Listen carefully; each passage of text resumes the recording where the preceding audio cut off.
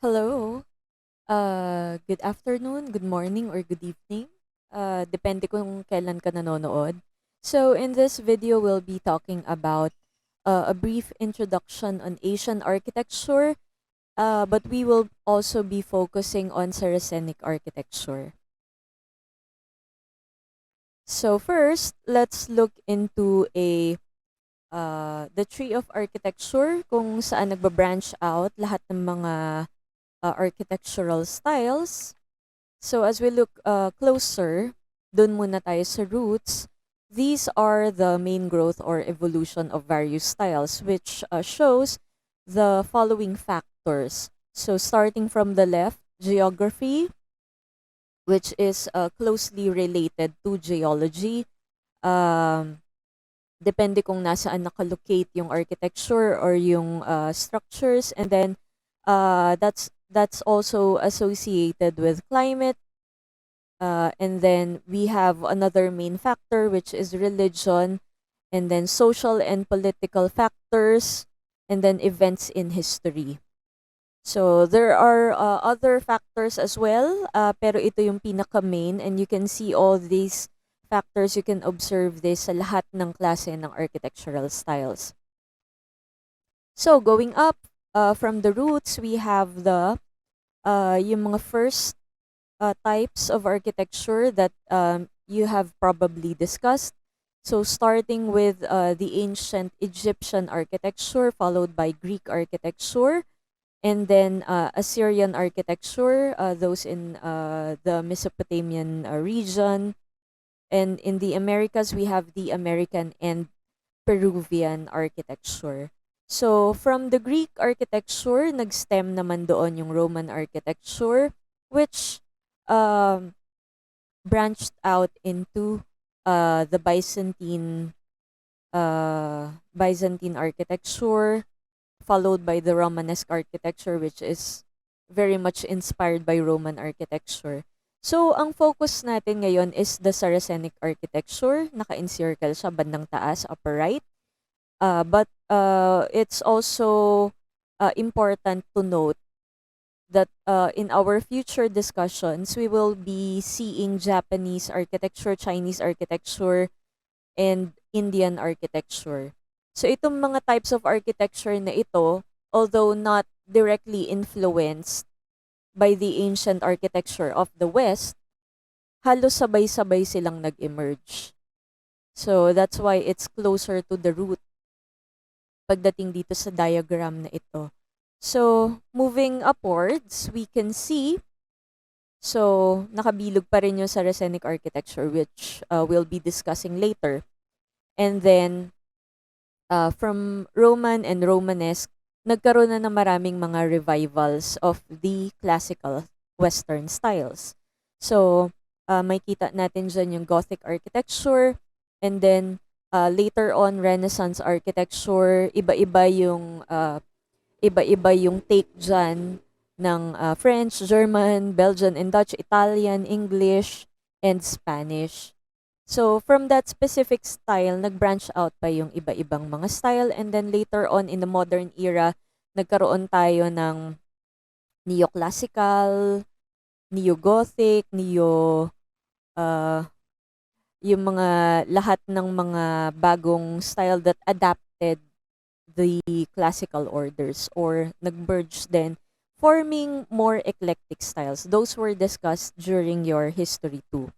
So, moving on, Saracenic architecture is an architecture that emerged as a product of religion. So unlike the other architecture styles, which was influenced by the location or the country itself, we have here a specific architecture that is a product of religion. So hindi siya associated to one specific country itself. So ang term na ito was derived from Sara, an Arabic term for desert.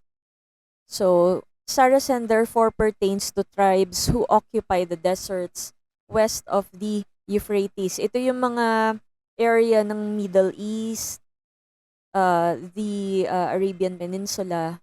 Yan. So, Anyway, madaming mga tinawag sa kanilang mga names. Maririnig niyo mamaya yung mga terms na Moors, uh, Saracen. So, depende dun sa ano. Ang nagtawag sa kanila nitong Saracens ay yung mga Greeks and Romans during that time. So, they were named as followers of Mahomet. In further textbooks, mga later adaptations ng name niya, it was translated, he is most commonly known as the Prophet Muhammad. Pero sa mga earlier books, makikita nyo yung name na Mahomet. So it's different translations of the name. You can also see the names of the structures mamaya and yung mga tribes na may mga iba-ibang translation yung pangalan nila. I don't want anyone to be confused, para lang alam ninyong i-associate yung mga different names. Okay, so sa madaling sabi, you can also call Saracenic architecture as Islamic architecture since it's the most prevalent, yun yung pinakamalakas na influence dito sa style na ito. By the way, if you are a Muslim or kung may kakilala kang Muslim or kamag-anak, it would be best to give us your insights regarding this architecture. I'm looking into it as an outsider. I'm not a practitioner of the belief.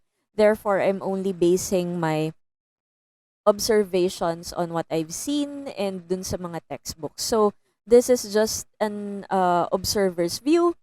If you are practicing the faith, please let us know and give us some of your insights. Okay, so let's continue our discussion. So, before I continue, by the way, I have 2 videos, actually a 3-part lecture on this that I will, it would be best if you see those first before going to this video. So if you haven't seen that, please look into that and watch those first, and then this video will only be an addition to what I've already mentioned there. So baka may mga mamiss akong terms, it's better you see the previous 3 videos on Islamic architecture. So let's continue our discussion now. So we're looking into history.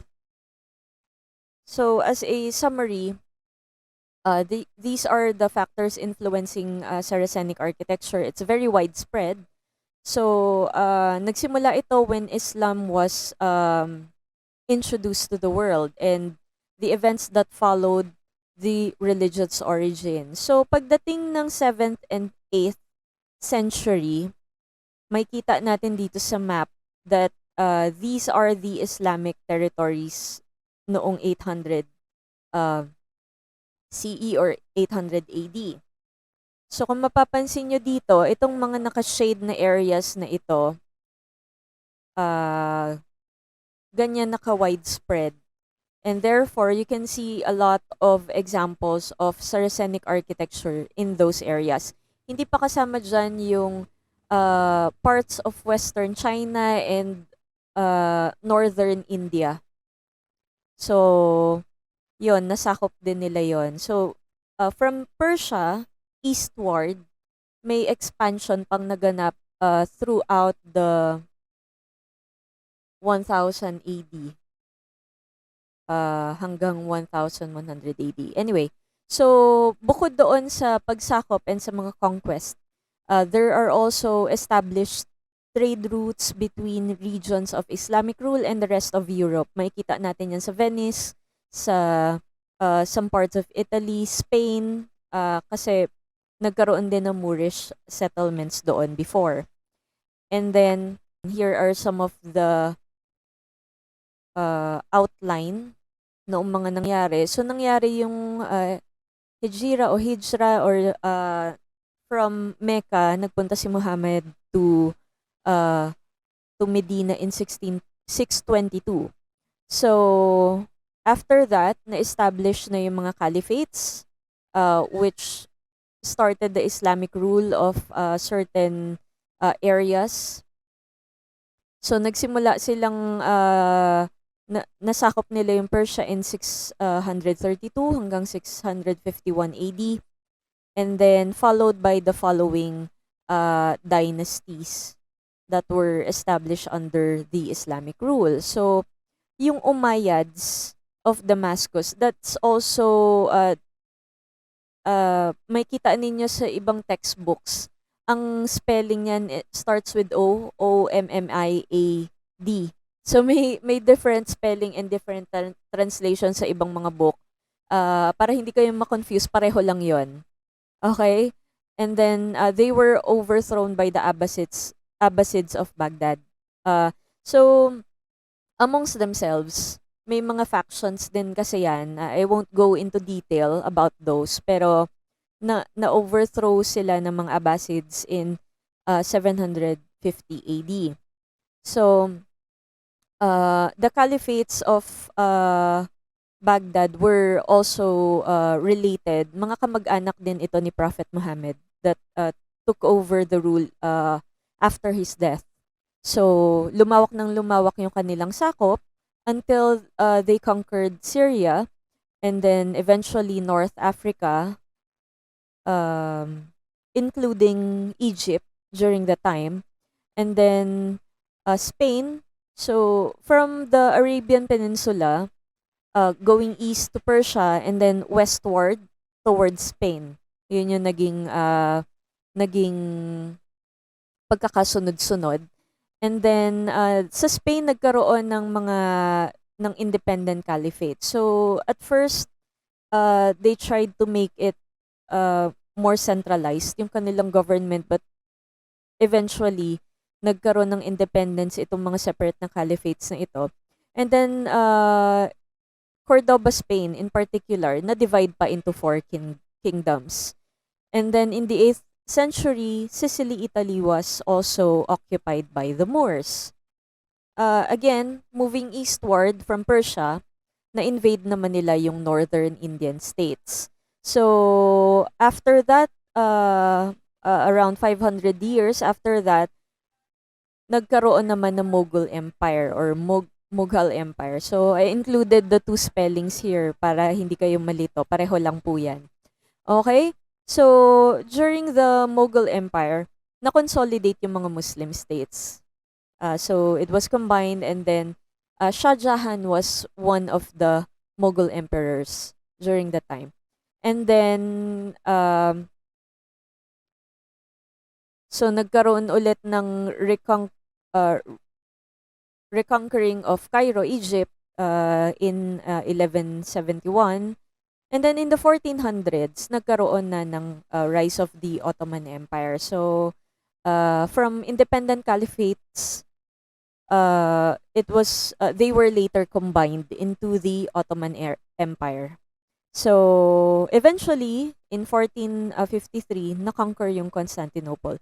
So, if you can remember Constantinople, it was once the center of the Byzantine Empire. Kaya doon sa previous video, I mentioned some of the structures there are converted from Christian churches, naging mosque.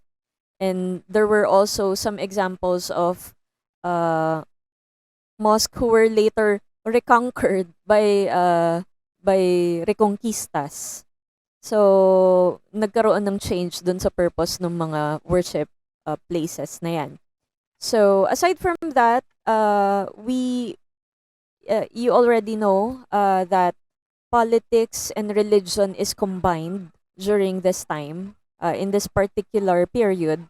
So, it's highly dependent on the conquest and caliphate rule. So, pinagsama nila yung religious aspect doon sa political aspect. So, it's more of kaya nga nababanggit ko kanina, Islamic rule. They're following one rule or one law for religion and for society. So we can also note until now that there are states or emirates, specifically sa Middle East, na separate pa rin yung men and women in society. Magkaiba sila ng hierarchy pagdating sa social class in a way. nagkaroon ng separation pagdating sa mga gatherings, hindi they are not allowed to gather together. Pag naglalakad kayo sa if you visited Saudi Arabia o yung mas mga strict na Emirates, hindi kayo pwedeng magkasamang naglalakad na hindi kayo mag-asawa. So, they're very strict about that. And at the time, lalong-lalo na nitong time na to during this century, from 8th hanggang 10th or 11th century, it was not appropriate for women to be seen from the outside. Uh, Kaya nga may mga babae pa rin sa mga Middle East na uh, nakatakip sila. Yung makikita nyo sa apparel nila, they're not supposed to show their hair, their face. Pagdating din sa loob ng mga structures, they're not supposed to be seen from outside.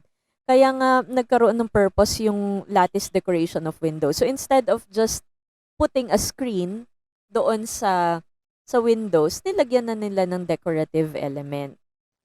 So aside from this, as I've mentioned already, Islam is the greatest contributor to the architecture style. So yung planning and yung decoration was all centered upon the teachings of Prophet Muhammad. So one very particular and emphasis ito doon sa hindi nga sila allowed na magkaroon ng images of humans and animals, and kung gagamit man sila ng mga forms of nature like plants, they would do it in an abstract way.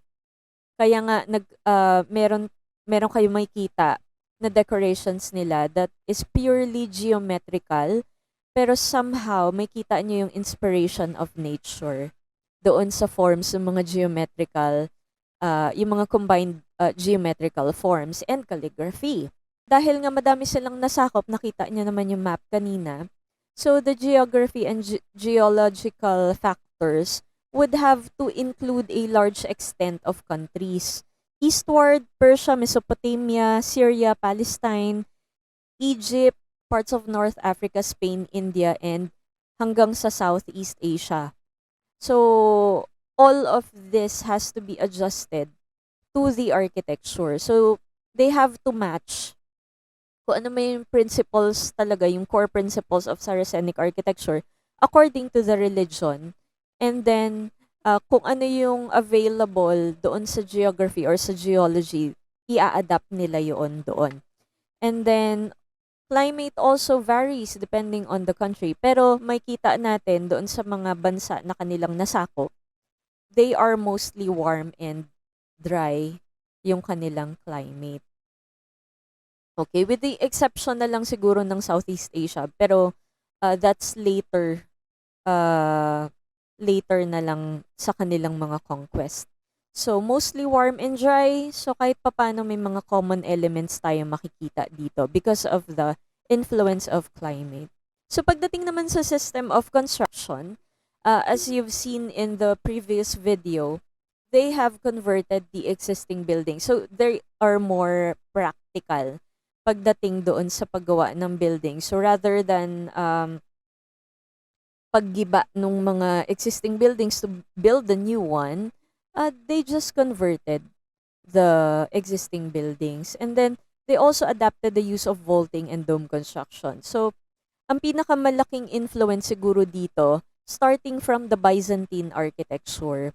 So kung ano yung mga structural elements that's already present, may mga vaults na, meron ng mga dome. So they just improved on that, probably added more articulation pagdating sa interior decoration nila. Naglagay ng mosaic. So mamaya tingnan natin yung mga decorations that they've applied. And then depende pa rin dun sa conquered territory nila kung ano yung magiging method of construction. So we can also see here, pero ito yung isa sa mga pinaka-distinct quality or characteristic niya. Kung mapapansin nyo, yung mga mukarna or yung honeycomb vaulting. So, it's also called stalactite vaulting. Vaulting is already present. Ang paggawa ng mga vaults kasi, basically, those are combined arches. They are used to support the dome.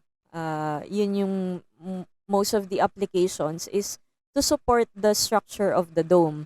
So pagdating dito, um, ito kasing honeycomb vaulting na ito, it's also very symbolic to them in terms of the creation. So kung mapapansin nyo dito, sa itaas, dito sa right side, sa dome, which, and then nagba-branch out siya doon sa honeycomb. It represents creation, coming from one God, being a monotheistic religion, and then under it are the uh, forms, human life, animal life, nature that was created. So, sa plans din nila, the prayer hall are usually located under the dome. Or, so yun, it's very symbolic as well. May mga instances din na itong mga honeycomb vaulting na ito are only added for decoration purposes.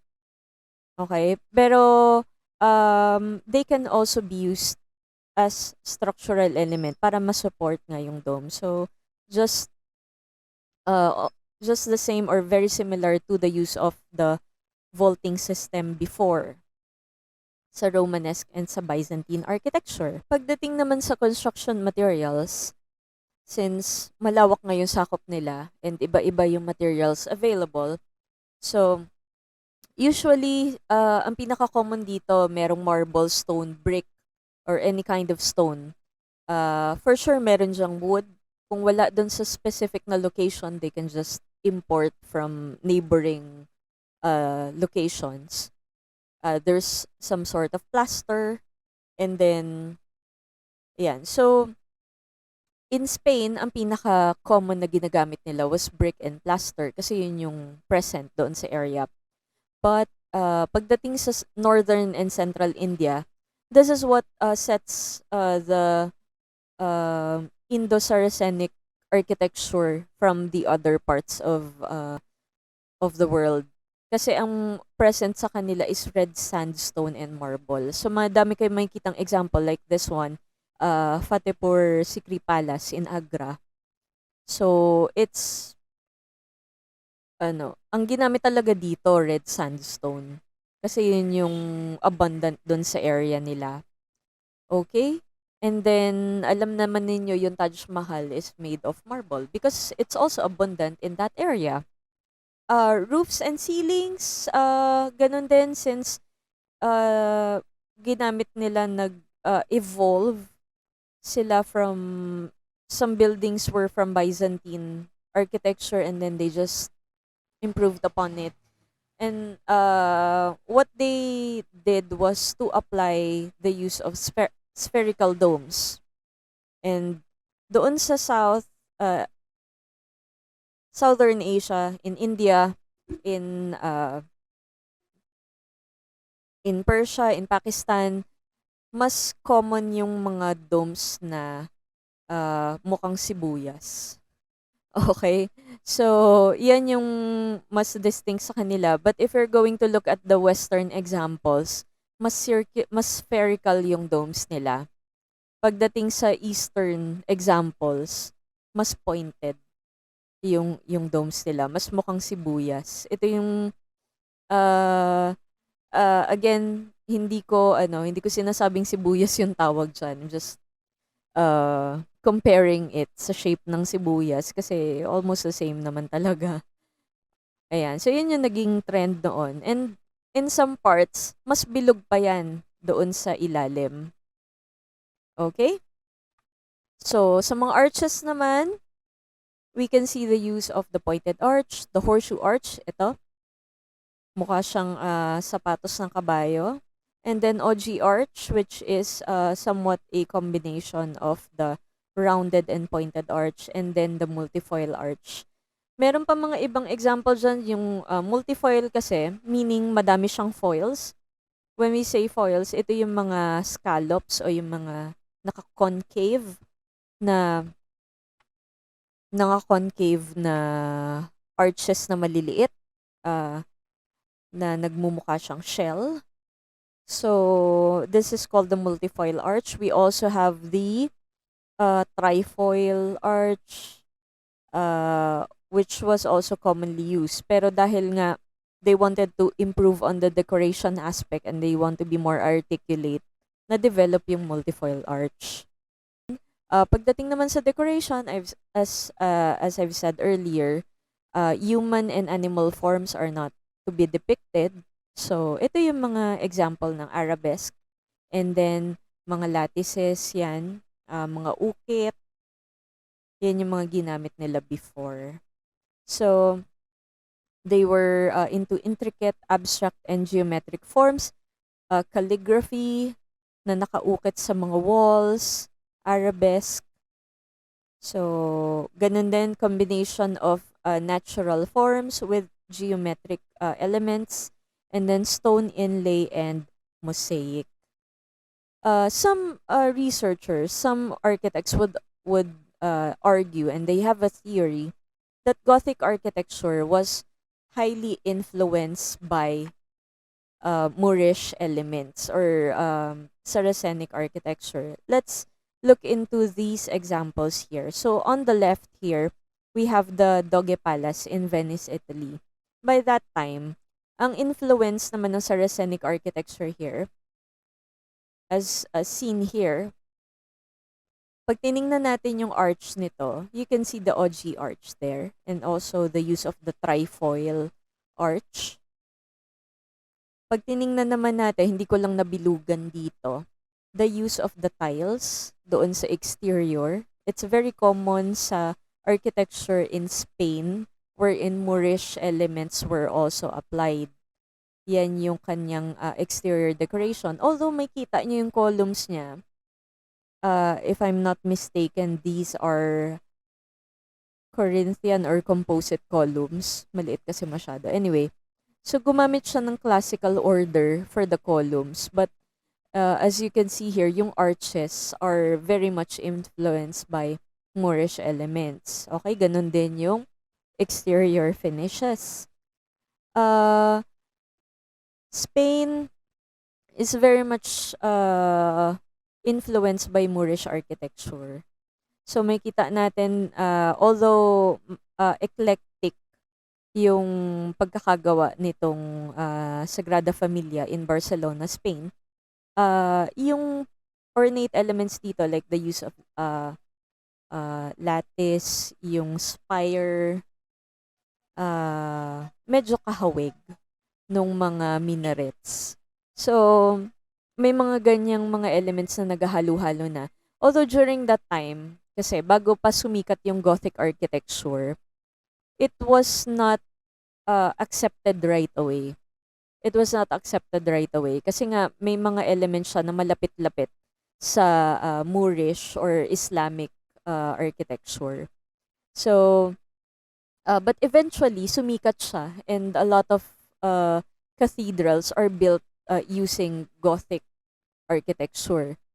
So, yun. But we cannot deny that there is some connection between the two. Kasi nga, na-establish nga yung trade routes between these countries, and also yung conquest of the caliphates and eventually the Ottoman Empire, where trade routes are established. Syempre, yung mga architecture styles were also being imported papunta sa other imported by other countries. So nakita nila maganda, the merchants are there already bringing in materials, fabrics, mga artwork, paintings. Therefore, it's only natural for them to take on and combine itong mga styles na ito. And also, Sir Christopher Wren's study of European Gothic cathedrals led him to believe na there is a connection between the two. For example, may kita natin dito sa picture na to, pointed arches and trefoil arches can be seen. This is the Canterbury Cathedral in England. So, Ayan. Before pa magkaroon kasi ng Gothic architecture, the pointed arches are already being used. So kung babalikan natin yung branching ng mga architectural styles, nauna na ito. And pagdating nga lang sa Gothic architecture, pinataas nila ng pinataas. It's more on the vertical element, verticality of the openings. Yan yung pinaka-distinct naman sa Gothic.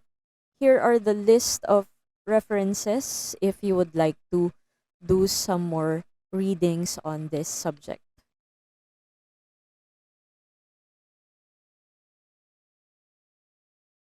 So, I hope you understood this video. If you have any questions, don't hesitate to comment or to um, contact me on Teams so that we can have a discussion about your insights and your questions. So that's it. Thank you for watching. If you're interested in these kinds of videos, don't forget to like and subscribe.